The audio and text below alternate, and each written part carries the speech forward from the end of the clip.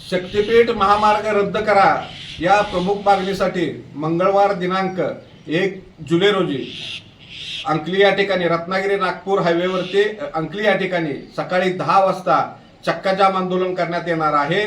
त्याचबरोबर सांगली जिल्ह्यामध्ये आता मोजणीला प्रारंभ झाला असला तरी 7 जुलैपासून तासगाव 7 जुलै ते 7 ऑगस्ट या काळामध्ये तासगाव मिरज या तालुक्यामध्ये मोजणी होणार आहे।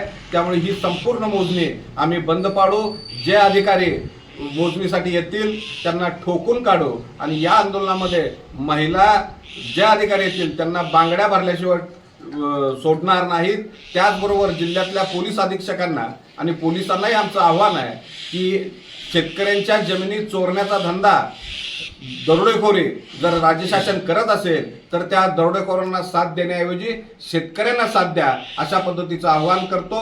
पोलीस आणि शेतकरी असा संघर्ष आम्हाला नको आहे, पण पोलीस जर संघर्षावर उतरले तर आम्ही 2 हात करायला सज्ज झालेलो आहोत। आणि म्हणून जिल्ह्यातल्या सगळ्या शेतकऱ्यांना मी आवाहन करतो की येत्या 1 जुलै रोजी मंगळवारी मोठ्या संख्येनं बायका पोरांसह महिलांसह मोठ्या संख्येनं अंकली या ठिकाणी जमावं, अशा पद्धतीचं आवाहन या निमित्तानं करत